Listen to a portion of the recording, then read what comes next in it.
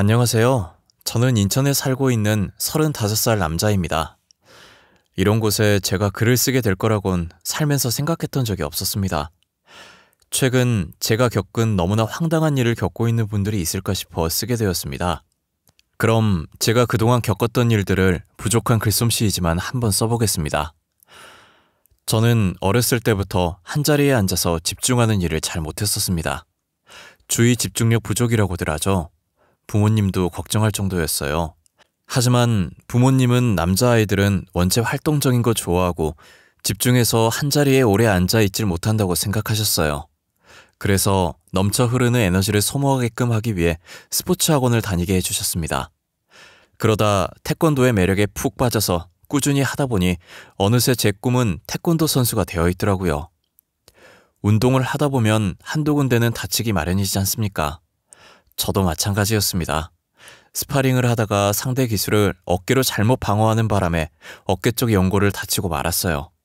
순간 엄청난 고통에 비명을 지르며 쓰러졌어요. 대수술을 하게 되었고 의사가 이제 운동을 하지 말라는 말에 선수로서의 꿈은 물거품이 되었습니다. 이때까지 체육 특기생으로 공부는 전혀 하지 않고 오로지 운동만 했던 제가 평범한 학생으로 돌아가 펜을 잡아야 하니 너무 힘들었습니다. 뒤늦게 또래 애들이 하는 진도를 따라가려 해도 성적은 오르지 않았고 솔직히 많이 방황했습니다. 대학 진학은 거의 포기하고 있었는데 담임 선생님이 저를 부르더군요. 지원아, 너 대학교는 포기했어? 선생님이 오늘까지 지원할 대학교 정리해서 제출하라고 그랬잖니. 그게 제 성적으로 어디 대학교 입학도 못할 것 같아서요. 가서도 제대로 할 수 있을지 자신이 없어요. 벌써부터 그렇게 힘이 빠지면 되겠어? 입시는 원래 힘든 거야. 너가 그렇게 공부에 자신이 없으면 체육 쪽으로라도 지원해보는 게 어때? 선생님, 제가 엄청 화려한 경력이 있는 것도 아니고 어깨도 안 좋아서 분명 실기시험은 붙지도 못할 거예요. 너 그러면 띵띵대학교 사회체육학과에 한번 지원해봐라. 여기는 실기시험이 없어서 성적 100%인데 아마 너 성적으로도 들어갈 수 있을 거야. 선생님 덕분에 그 학과를 수시로 붙었고 포기했던 대학교를 입학하게 되었어요. 부모님도 엄청 기뻐하시더라고요. 하지만 원해서 간 학과가 아닌 탓에 수업은 정말 하나재미없고 그냥 따분하게 세월만 보내는 느낌이었어요. 점점 졸업할 시기는 다가오고 취업을 할 수 있을까 걱정하던 차에 늦기 전에 여행이라도 실컷 다녀오자 싶었습니다. 그래서 한 달 동안 배달 알바를 하며 돈을 모았었죠. 그리고 방학 때 태어나서 한 번도 가보지 못했던 부산으로 배낭여행을 갔어요. 부산에서 커피로 유명하다는 카페에 갔는데 와, 정말 맛있더군요. 평소에 아메리카노도 써서 못 먹는 제가 맛있다고 생각할 정도였어요. 순간 커피를 타주시는 바리스타분이 엄청 멋있어 보이는 거예요. 인천으로 돌아왔어도 그때 그 커피가 계속 생각이 나서 자연스레 커피에 관심을 가지게 되었어요. 처음엔 취미로 하려고 했는데 필요한 도구 이것저것 사서 제대로 시작해보자는 마음에 자격증 준비까지 했습니다. 서울에 있는 학원을 다니면서 준비를 했고 대학교 졸업과 동시에 자격증을 따는 데 성공했어요. 어차피 전공 살려봤자 잘 하지도 못할 것 같아 부모님에게 사업 자금만 도움받고 작은 카페를 차리게 됐습니다. 창업은 처음이고 어린 나이에 얼마나 잘하겠습니까? 적자를 보더라도 제가 좋아하는 일을 할 수 있는 것만으로도 즐거웠습니다. 그런데 제가 일복이 좀 있었는지 2년 정도 일했는데 카페도 자리를 잡기 시작하고 단골도 차츰 생기더라고요. 아름아름 커피가 맛있다고 소문이 퍼지면서 멀리서도 찾아오실 정도였어요. 경험 삼아 차려본 카페여서 평수도 작고 테이블도 별로 없고 1인 카페였지만 매출이 늘어서 근처에 더 큰 평수로 옮겨서 재오픈까지 하게 되었습니다. 이제는 커피 말고 디저트도 맛있게 만들기 위해 직접 유명한 카페도 찾아가서 먹어보고 유튜브로 레시피도 알아보면서 팔았더니 결과는 대성공이었습니다. 1년 사이에 매출이 3배가 껑충 뛰더군요. 거기에 만족하지 않고 근처에 분점을 2개 더 차렸어요. 매니저를 고용하고 저는 점장으로 일하며 3개의 카페를 관리 운영했어요. 어느새 이 근방에서 유명한 카페로 자리매김을 하게 됐죠. 돈을 1억 정도 벌었을 때는 부모님에게 그동안 빌려주신 돈을 갖고 나서 부모님께 지점 한 군데 점장 자리를 넘겨주었어요. 평수가 넓어졌지만 본점만큼은 아직 혼자 할 수 있다고 생각해서 본점만큼은 따로 직원을 구하지 않고 제가 매일 출근해서 일했어요. 그러던 중 단골 손님인 남자분과 친해졌는데 카페 근처 중소기업에 다니고 있다고 하더군요. 어느 날 저에게 여자친구 있는지 묻길래 애인 없이 지낸 지 오래라고 말했더니 여자 소개해주면 만날 의향이 있냐고 하더라고요. 외롭긴 했지만 가게 운영을 저 혼자 하다 보니 시간적 여유가 안 될 것 같다고 했지만 일단 가볍게 한번 밥이라도 먹고 오빠 동생 사이로 지내보라고 권유했습니다. 만나기로 한 날이 왔고 가게를 비워둘 수 없어서 어쩔 수 없이 가게에서 보기로 했습니다. 시간은 따로 잡지 않았어요. 자영업은 다 그렇지만 언제 한가할지 예상할 수 없거든요. 대체적으로 카페 주위에 회사 조금 있다 보니 아침부터 낮 2시까지 바쁘다고 말했습니다. 그날도 점심시간까지 바쁘다가 조금 한가해질 무렵 소개받은 여성분이 카페로 들어오더라고요. 솔직히 엄청 미인이진 않더라고요. 하지만 몇 번 뒤돌아서 다시 볼 정도로 묘하게 시선을 끌어당기는 매력 있는 여자였어요. 첫인상은 좋았습니다. 테이블에 앉아서 커피 한 잔 마시면서 대화를 해보니 더 마음에 들었습니다. 약간 낯가리는 것 같기도 하고 수줍어하는 것 같기도 했어요. 소개로 만난 탓에 연락처를 교환하고 빠르게 사귈 수 있었어요. 사업도 잘 되고 연애도 정말 잘 됐습니다. 이렇게 행복해도 되나 싶을 정도였죠. 그러다 결혼이란 걸 하게 되었습니다. 여자친구가 임신을 했다고 울면서 전화하더라고요. 뜻밖의 소식에 저는 놀랐고 그래도 내 자식이라고 생각하니 이것 또한 행복이겠다 싶어서 웃으면서 결혼하자고 프로포즈했습니다. 아내는 천성이 순하고 거절을 못하는 여자였습니다. 연애할 때도 그렇고 결혼하고 나서도 제 의견을 한 번도 굽힌 적이 없는 지고지순한 여자였어요. 그래서 결혼해서도 잘 지낼 자신이 있었어요. 임신을 알게 된 장인어른은 무척 놀란 듯 보였고 장모님은 어색하게 제 얼굴을 쳐다만 보셨어요. 그저 죄인이 된 듯 했어요.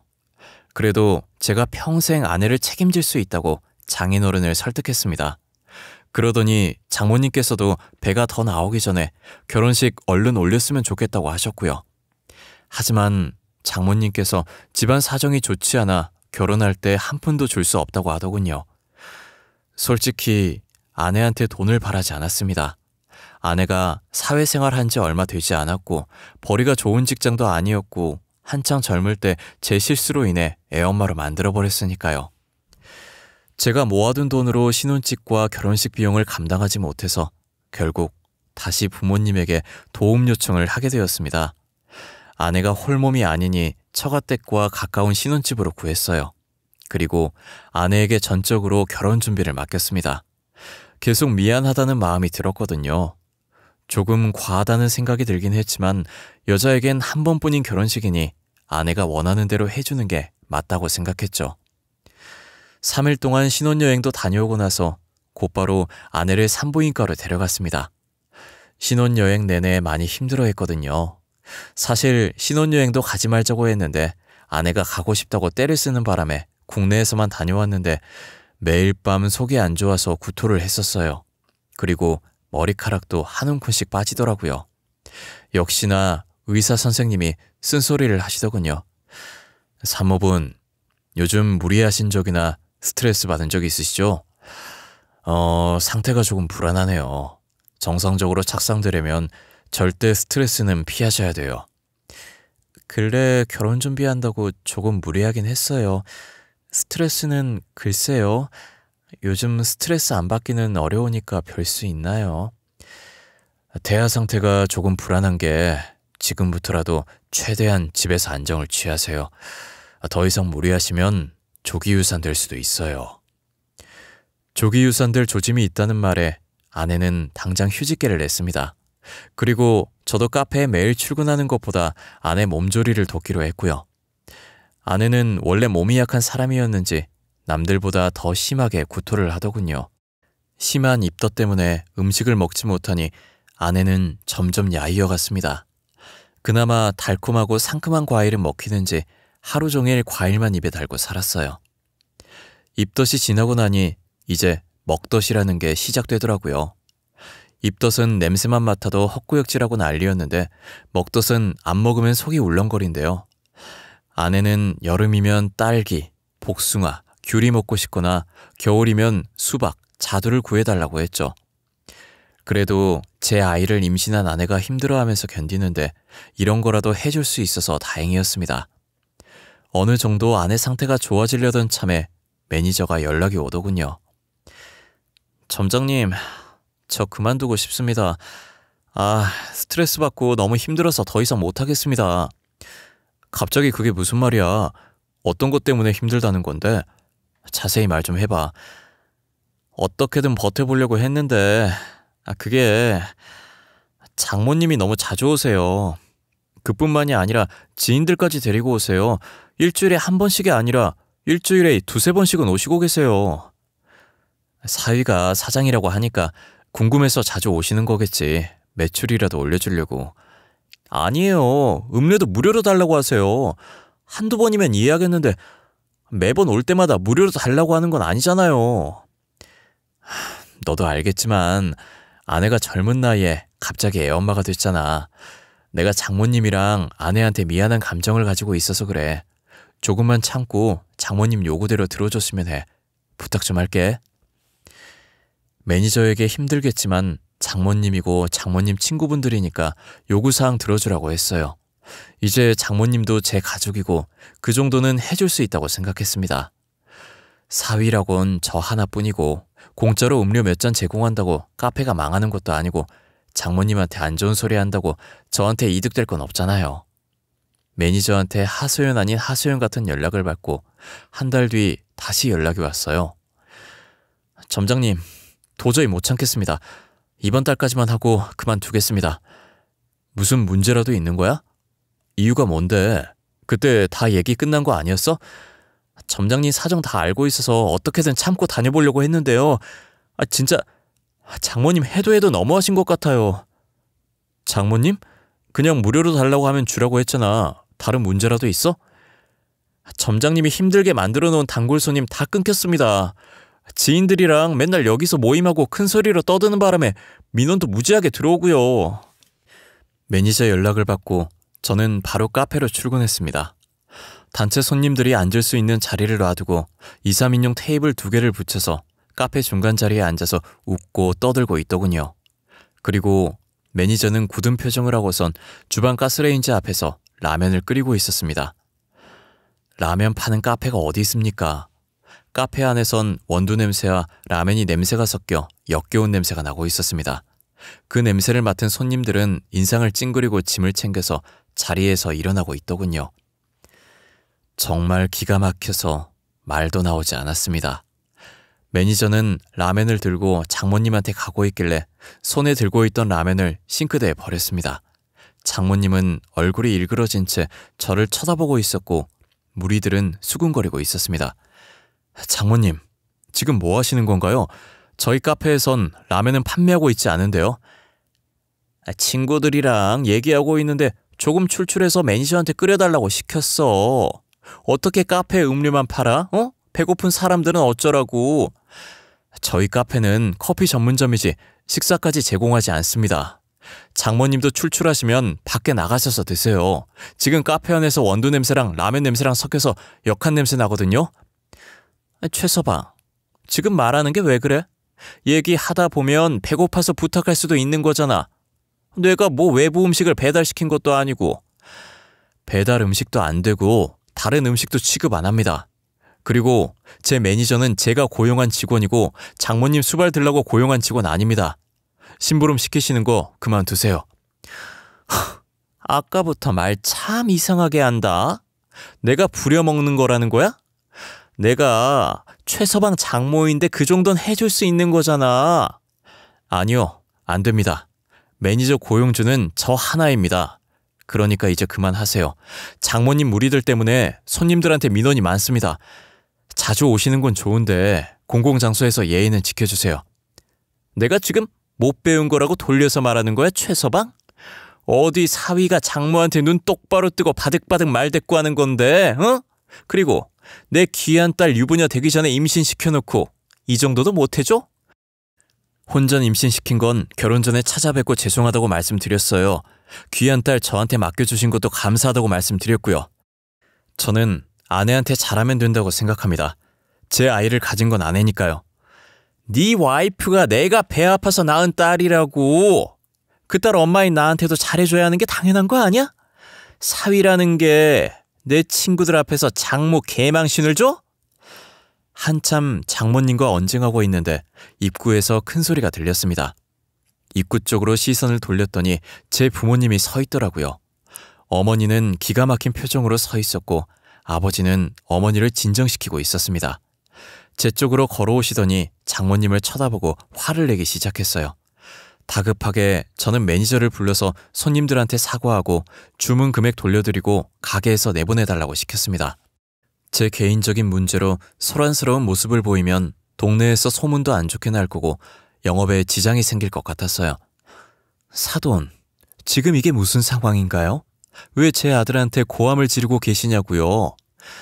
최서방이 건방지게 저한테 말하길래 예의를 가르치고 있었어요.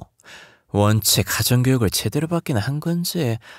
아니 사돈, 지금 누구 앞에서 큰소리 치는 겁니까? 그러는 사돈은 지금 이게 가정교육을 제대로 받았다고 말할 수 있는 상황인가요? 제가 봤을 땐 제 아들보다 사돈이 더 교육 못 받으신 것 같은데요? 최서방이 말대꾸하는 걸 어디서 배웠는지 했는데 사돈한테 배웠나 봅니다. 하여간 그 어미의 그 자식이라고 하더니. 솔직히 말해서 제 아들이 부주의해서 임신한 건 맞지만 남자 혼자서 임신이 되는 건 아니지 않습니까? 막말로 그쪽 딸은 잘한 짓입니까? 어머니 이제 그만하세요. 장모님 오늘은 이만 돌아가 주세요. 더 이상 대화하면 싸움밖에 되지 않을 것 같습니다. 아니 나 지금 너무 불쾌해서 이대로는 못 가. 최서방이 먼저 시작했으니까 나한테 속죄의 의미로 다른 동네에 있는 카페 하나만 넘겨. 장모님 말을 듣는데 순간 제가 잘못 들은 줄 알았습니다. 결론이 어떻게 그런 식으로 나오는지 이해가 되지 않았습니다. 무슨 대화 안 통하는 벽창호와 얘기하는 기분이 들었습니다. 그건 어머니도 마찬가지였는지 벙찐 얼굴로 가만히 서 있었습니다. 내 말 안 들려? 사돈 어른이 가지고 계신 카페 지점 나 한 개만 달라고. 오늘 내가 받은 모욕에 비하면 어려운 일도 아니잖아? 오늘은 이만 돌아가시는 게 좋을 것 같습니다. 지금 안 나가시면 경찰 부르겠습니다. 사돈, 사업이 애들 장난감도 아니고 다 큰 어른이 때를 써서 되겠습니까? 지금은 보는 눈도 많으니 일단 돌아가세요. 아들이랑 상의 좀 해보겠습니다.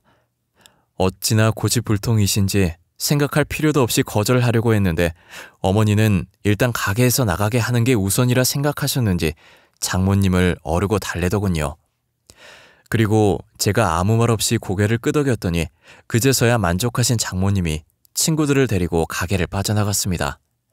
정말 진이 다 빠지더군요. 얼른 매니저한테 진심을 다해 사과했습니다. 이렇게 심각할 줄은 몰랐다고 말이죠. 그리고 장모님은 이제 내가 알아서 해결할 테니 제발 가게를 위해서 조금만 더 일해달라고 부탁했습니다. 안 그래도 단골 손님까지 끊겼는데 능력 있는 직원까지 이룰 수는 없었어요. 매니저를 퇴근시키고 카페 문을 일찍 닫고서 어머니를 앉혀서 앞으로 장모님에게 어떻게 해야 될지 상의했습니다. 사돈, 아까 안 보냈으면 대답 들을 때까지 안 갈 것 같아서 돌려보냈어. 오늘은 이렇게 수습해서 보냈지만 다음에는 확답 들을 때까지 포기 안 할 거야. 그냥 엄마가 돈 보태줄게. 사돈 말대로 가게 하나만 내줘. 엄마, 진심이세요? 싫어요. 여기 와서도 진상처럼 하는데 가게 내주면 얼마나 더 마음대로 하겠어요. 그리고 제가 이 동네에서 자리 잡으려고 얼마나 노력한지 다 아시잖아요. 그럼 어쩌려고 그래. 사돈 포기할 것 같지도 않은데. 포기 안 해도 어쩔 수 없어요. 지점 내줬다가 망하면 제 카페에도 지장 갈 거예요. 소문 퍼지면 걷잡을 수도 없을 거예요. 걱정과는 달리 또 찾아올 줄 알았던 장모님은 가게에 오시지 않았어요. 그리고 아내도 출산일이 다가와서 따로 장모님을 신경 쓰지 못했었죠. 아내는 무려 10시간 동안의 진통 끝에 어렵게 딸을 낳았어요. 그런데 장모님은 조리원에 단 한 번도 오시지 않으셨어요. 저한테는 귀한 딸이라고 고래고래 소리를 지르면서 카페 내놔라고 하실 땐 언제고 참 어이가 없더군요. 아내는 한 달 정도 제가 예약해둔 최고급 산후조리원에 있다가 집에 돌아왔습니다. 그런데 난데없이 저희 본가로 들어와서 살자고 저를 설득하는 게 아니겠습니까? 아내한테 그 이유를 물어봐도 속 시원하게 말도 해주지 않았습니다. 여보 어머님도 우리 아이 보고 싶을 거고 그래서 그런데 우리 결혼하기 전에 살던 집 팔고 그 돈 엄마 주면 안 될까? 갑자기 그게 무슨 뚱딴지 같은 소리래? 그걸 왜 팔아? 그리고 신혼집을 팔아서 왜 장모님을 줘? 그 집 사준 건 우리 부모님인데. 섭섭하게 왜 그래? 내가 시댁 들어가서 잘할게. 그럼 됐지. 우리 엄마 한 성격 하는 거 알잖아. 나를 봐서라도 그렇게 해주면 안 될까? 너 아이 낳은 지 고작 이틀 됐어. 나한테 이런 말 하는 이유가 뭔데? 당신이 시집살이 하겠다고 해도 난 말릴 거야. 그런데 굳이 들어가서 살겠다고? 솔직히 말할게. 사실 엄마가 카페를 엄청 차리고 싶어 하더라고. 나 조리원에 있을 때 전화 와서 신혼집 팔아서 가게 안에 차리게 해달라고 말하셔서. 아니, 그런 일이 있으면 진작에 나한테 말을 했어야지. 그리고 장모님은 여보 애 낳고 한 번도 찾아온 적 없으면서 양심 없게 너한테 그런 부탁까지 하신 거야? 여보, 내가 정말 미안해. 사실은 엄마가 우리 오빠는 엄청 아끼는데 나는 싫어해. 항상 첫째를 위해서 나는 희생해야 된다고 하더라고. 진짜 지긋지긋하네. 대체 장모님은 왜 그렇게 카페 지점에 집착하시는 건데? 아내는 펑펑 울면서 이때까지 오빠를 위해 항상 희생했다고 서럽게 말하더군요. 본성이 착했던 아내는 장모님이 아들 선호 사상에 휩싸여서 대놓고 차별하는데도 반항 한 번 못했대요. 오히려 오빠를 위해 살아야 된다며 세뇌 교육을 받은 듯 했어요. 그러면서 장모님이 늦은 나이에 굳이 카페를 달라고 하는 이유도 말해줬습니다. 아마 우리 오빠 때문에 그럴 거야. 아직 오빠가 제대로 된 직장에 취업을 못해서 알바만 한다고 엄마가 엄청 걱정하셨거든. 그래서 카페라도 차려주고 싶다고 하셨어. 잠깐만, 그럼 설마 결혼 허락해준 게 내가 카페 사장이라서 해주신 거였어? 아마 맞을 거야. 근데 난 진짜 자기가 좋아서 결혼까지 한 거야. 처음에 아기 가졌을 땐 예상치 못해서 울었던 거고. 아니, 그런데 넌 왜 너를 그렇게 못살게 구는 장모님을 도와주려고 하는 거야? 요즘 세상에 장남이고 차녀가 어디 있다고. 넌 서럽지도 않아? 나도 이런 내가 싫어. 그치만 엄마는 오빠가 잘 돼야 나도 잘 된다고 그랬단 말이야. 아무리 어릴 때부터 세뇌 당했다고 이건 아니지. 난 장모님 뜻대로 카페 지점 내줄 생각 전혀 없어. 그렇게 알고 여보가 장모님 설득시켜. 처음엔 그저 작은 의견 충돌이라고 생각했어요. 그런데 이후에도 틈만 나면 아내는 저한테 오빠가 잘 돼야 된다며 주입시키려 하더군요. 그때마다 저는 칼같이 아내의 의견을 거절했고 결국 심해져서 각방까지 쓰게 되더라고요. 이런 일이 한두 번이어야 하는데 일주일에 2번 이상은 이 문제로 싸우기 시작했습니다. 저와의 애정이 식은 건지 아내는 이제 자기가 출산한 딸도 나 몰라라 하더군요. 모성애는 금방 생기는 게 아니라고 하잖아요. 아내도 마찬가지인 줄 알았습니다. 저와의 관계가 나빠지니 자연스레 아기도 싫어하는 줄 알았죠.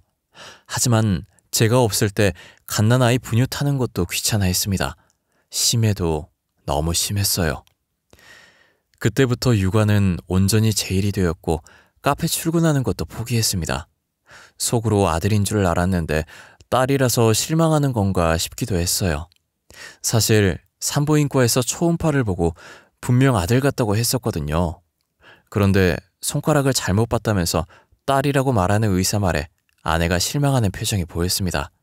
하지만 저희 부모님은 아들, 딸 차별하지 않고 딸은 딸대로 더 좋다고 하시는 분들이에요. 1년에 가까운 시간 동안 장모님의 카페 투쟁을 시작으로 육아 문제로 번지더니 이제는 서로 얼굴 보기도 두려워하는 사이가 되어버렸습니다. 얼른 아내가 정신 차리고 모성애를 느꼈으면 하는 생각으로 버텼어요. 분명 자기 자식인데도 심하다 할 정도로 무신경하게 대하는 모습을 보고 아내에 대해서도 실망하게 되고 지칠 대로 지쳐버렸었죠. 차라리 가정의 평화를 위해 장모님한테 카페를 차려줄까 생각도 했었습니다. 그런데 며칠 뒤에 모르는 번호로 제게 전화가 왔어요. 아무리 물어도 자기 신원을 밝히지도 않고 아내에 대해 말할 게 있으니 약속된 장소로 나오라고 하고 끊더군요. 처음엔 이상한 사람인 줄 알고 안 나가려고 했거든요. 그런데 아내가 자기 자식 버려두는 것도 수상하고 저희 아내 이름을 아는 걸 보니 신뢰가 가기도 해서 약속된 시간에 맞춰 나갔습니다. 한 남자가 제 얼굴까지 알고 있는지 저보고 여기 오라며 손짓하더군요. 그러면서 한 장의 사진을 보여주는데 충격적이게도 아내의 웨딩 사진이었습니다. 옆에는 제가 아니라 앞에 있는 남자와 찍은 사진이었죠. 많이 놀라셨죠? 당연히 놀랄 수밖에 없을 거예요. 은정이한테 못 들었을 테니까요. 두 분 결혼하기 전까지 저희 2년 동안 연애했었어요. 당연히 서로 결혼까지 약속한 사이였고요. 서로 결혼까지 얘기했다면서 왜 헤어지셨나요? 저한테 이런 얘기를 꺼내시는 이유가 뭐예요? 은정이 제가 정말 많이 사랑했었어요. 그래서 결혼까지 하려고 은정이 부모님한테 결혼 허락 받으러 갔는데 죽어도 안 된다고 하시는 바람에 못했어요. 초면에 이런 말 하긴 그렇지만 돈이 없다는 이유로 허락을 못 받았어요. 그러면 결국 은정이랑 헤어진 거 아닌가요? 은정이 저랑 결혼해서 잘 살고 있는데 굳이 이런 얘기를 제가 들어야 하나요? 은정이가 낳은 얘기는 잘 크고 있나요? 은정이 닮았으면 이쁠 것 같은데. 이상한 말 하지 마시고 여기 나오게 한 이유가 뭐냐고요. 설마 다시 은정이랑 사귀고 싶어서 온 건 아니겠죠? 눈치가 너무 없으시네. 은정이 임신한 걸 제가 어떻게 알았을까요? 혹시 아이가 크면서 아빠를 닮아가던가요? 아마 아닐 텐데. 순간 누군가 제 뒤통수를 망치로 때리는 기분이었습니다. 저 남자가 은정이가 출산한 걸 어떻게 알았을까요? 아직 아내와 연락하고 있었던 걸까요? 남자의 말에 손이 덜덜 떨리더군요. 아마 제 아기일 겁니다. 은정이가 저한테 얘기하진 않았지만 헤어질 때 은정이가 임신한 사실을 알고 있었거든요. 그래서 다시 잡으려고 했는데 곧바로 다른 사람 만나서 결혼까지 하더군요. 아내가 낳은 딸이 제 아기가 아니라뇨. 믿을 수 없었고 믿고 싶지 않았습니다. 하지만 흔쾌히 결혼을 허락해준 장모님과 자기 배 아파 낳은 딸을 모른 척하는 아내. 둘의 모습이 머릿속을 스쳐 지나가더군요. 혼전 임신해서 급하게 결혼식을 올려야겠다던 장모님의 말이 떠올랐습니다. 애초에 제 핏줄이 아닌 걸 알면서도 아내를 돈 많은 남자와 결혼시키려는 장모님의 욕심이 치가 떨렸습니다. 집으로 돌아오자마자 어머니에게 맡겨둔 딸아이의 머리카락을 떨리는 손으로 비닐에 담아놓았습니다. 그리고 제 머리카락과 함께 유전자 검사센터에 돈 주고 의뢰를 했어요. 최대한 빨리 해달라고 하니 하루 만에 휴대폰으로 결과를 보내준다고 하더라고요. 최서방이 어쩐 일로 온 거야? 혹시 사업 얘기 때문에 온 거야? 아유, 잘 왔어. 그러게 빨리 주면 좋았을걸. 고집은. 아니요, 그 얘기 아닙니다. 그냥 여기서 얘기하겠습니다. 장모님, 저한테 할 말 없으세요? 저희 결혼에 대해서건 아내의 임신에 대해서던지요. 제 질문에 아내의 얼굴은 하얗게 질렸고 장모님은 굳은 채 서 있기만 했습니다. 두 사람의 표정을 보고 굳이 친자검사 결과를 보지 않아도 알 수 있을 정도였어요. 저는 장모님과 아내에게 속아서 사기 결혼을 당해버렸던 거예요. 어떻게 눈 하나 깜빡하지 않고 거짓말을 하는지 소름이 끼쳤어요. 오늘 제가 누굴 만났는지 아세요? 처음 보는 남자가 은정이 전 웨딩 사진을 보여주더군요. 장모님과 아내뿐만 아니라 장인어른과 형님도 벙찐 얼굴로 두 사람을 바라봤습니다. 아내는 아예 다리에 힘이 풀려서인지 주저앉았고 장모님은 끝까지 버티고 있더라고요. 괘씸했습니다. 멀쩡한 제 인생을 송두리째 망쳐버린 사람이잖아요. 그리고 그 아이가 제 자식이 아니란 것도 말해주더군요. 진짜 당신들, 그러고도 사람이야? 어떻게 소중한 생명으로 사기를 칠 수가 있어? 최서방이 무슨 말 하는지 모르겠는데? 그 사람이 누군지 나도 몰라. 최서방, 괜히 이상한 사람이 한 말에 휘둘리지 마. 오늘은 얘기할 정신이 아닌 것 같은데 이만 가봐. 끝까지 발뺌하시네요. 저한테 제발 사실대로 얘기하세요. 여보, 내가 다 얘기할게. 그러니까 집에 가서 나랑 따로 얘기하자. 어? 은정아, 지금 무슨 소리 하는 거니? 따로 얘기할 게 뭐 있다고 그래? 장모님은 계속 발뺌하고 있는 상태에서 제 휴대폰 알림이 울렸습니다. 확인해보니 친자검사 의뢰한 병원에서 온 결과 메시지였죠. 예상대로 저는 친자 불일치 결과를 받았습니다. 더 이상 화도 나지 않고 어이가 없어 헛웃음만 나왔습니다. 병원에서 연락 왔네요. 아기가 제 아이가 아니라고 하네요. 이렇게까지 증거가 나왔는데 언제까지 모르쇠로 일궈나실 예정인가요? 알고 싶은 게 뭐야? 이미 다 알았다면서. 왜? 사과라도 듣고 싶어서 그러는 거야? 난 지금도 잘못한 거라고 생각하지 않아. 정말 뻔뻔하십니다. 장모님, 저를 그냥 물주로 생각하고 있었나 봐요. 그래, 돈 많아 보여서 허락했다. 왜? 우리 장남한테 콩고물이라도 떨어져야지. 아, 그런데 어째 있는 사람들이 더 하다고 하더니 어쩜 돈 한 푼 안 넣어주려고 기를 쓰는지 원. 여보, 내가 잘못했어. 엄마가 애 아빠 속여서라도 잡으라고 했어. 난 싫다고 했어. 그런 거짓말을 하는 게 아니라고 해도 어쩔 수 없었어. 저는 더 이상 말하는 건 무의미하다고 생각해서 그대로 장모님 집을 나왔습니다. 신혼집으로 가서 박스에 아내의 물품들을 넣기 시작했어요. 어느 정도 아내의 짐을 정리하고 있을 때 현관으로 아내가 들어왔습니다. 제가 하는 행동을 보더니 무릎을 꿇고 빌더라고요. 못 본 척하고 하던 일을 계속했어요. 그리고 퀵서비스를 불렀어요. 잘 들어. 난 더 이상 너랑 살 이유 없어. 짐은 고이 싸서 퀵으로 보내줄게. 그리고 네가 낳은 네 자식 지금 당장 데리고 가. 정말 미안해. 한 번만 용서해주면 안 될까? 평생 옆에서 살면서 속죄하면서 살게. 처음엔 엄마가 시키는 대로 한 거 맞지만 나 자기 사랑해서 결혼한 거야. 진심이야. 정말 미안하면 나한테서 떨어져. 너한테 혼인무효 소송 걸 거야.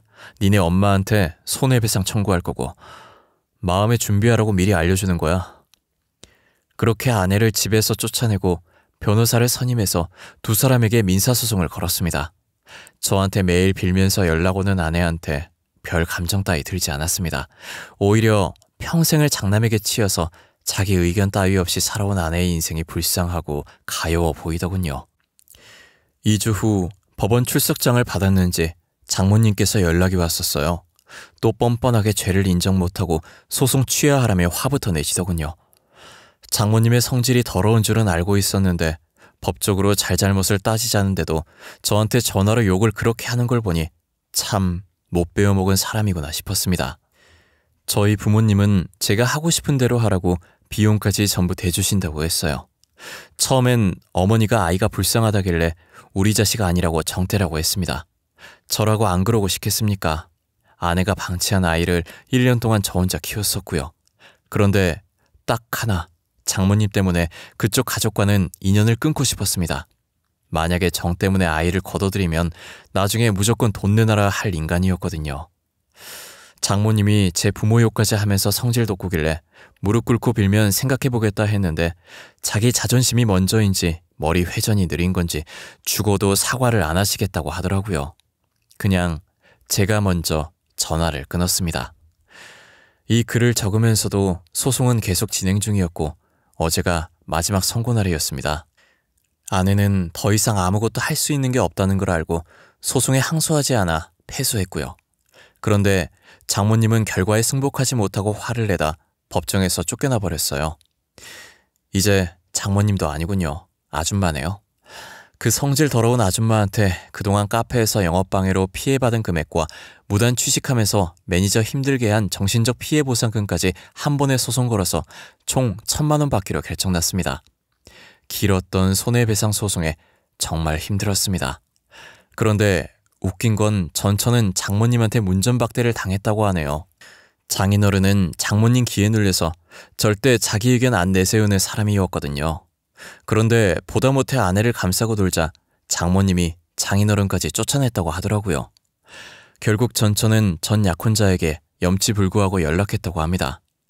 그 남자도 참 대단한 게 그 여자를 얼마나 사랑했으면 아이까지 둘이서 같이 키운다고 하더라고요. 여러분들은 제가 더 복수하길 원하실 텐데 안타깝게도 이게 끝이네요. 저는 더 이상 복수하고 싶진 않아요. 전처가 이때까지 어떤 대우를 받고 살았는지 안 들어도 뻔하니까요. 죽어도 장난만 생각하고 전처를 이용해 먹으려는 게 아무리 생각해도 참 여러모로 대단한 아줌마네요. 다행인 건 장모님께 카페를 내주지 않아서 제 사업은 문제가 없이 다시 일어섰어요. 물론 재판 중에도 카페에 나가서 평소보다 2배는 더 열심히 일했습니다. 과거는 잊고 돈이나 벌려고요. 제가 원하는 대로 해결됐으니까 털어버리고 제 인생 살려고 합니다. 제 긴 이야기 들어주셔서 감사합니다. 환절기인데 다들 감기 조심하시고 건강 챙기면서 살아가셨으면 합니다.